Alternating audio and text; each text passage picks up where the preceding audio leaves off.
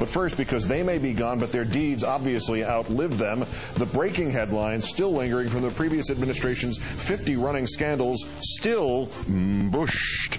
Number 3, Attorney's Gate. You remember the name Rachel Pelosi? She was the 33-year-old former office assistant to Alberto Gonzales, best friend of Monica Goodling, the theocrat with the law degree from Box Top University. Somehow Pelosi wound up as the U.S. Attorney for Minnesota, where she mishandled classified information and gave an employee enough ammunition for 96 discrimination lawsuits by referring to that employee with terms like fat, black, ass, and lazy, and where 4 of her top lieutenants demoted themselves in protest.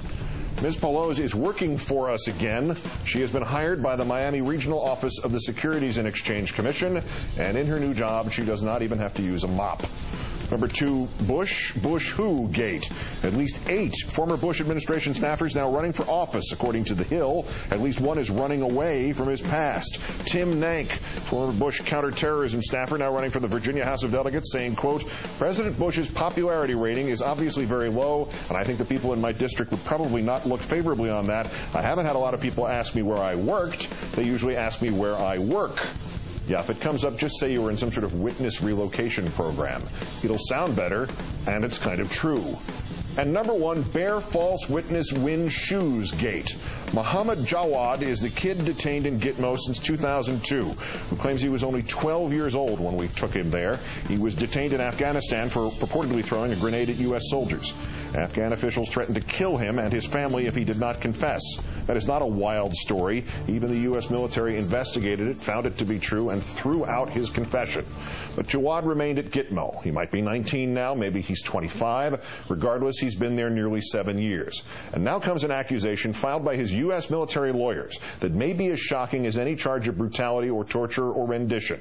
The testimony that he threw the grenade comes from a series of witnesses whom Jawad's attorney, a Marine Corps major, has now been able to interview.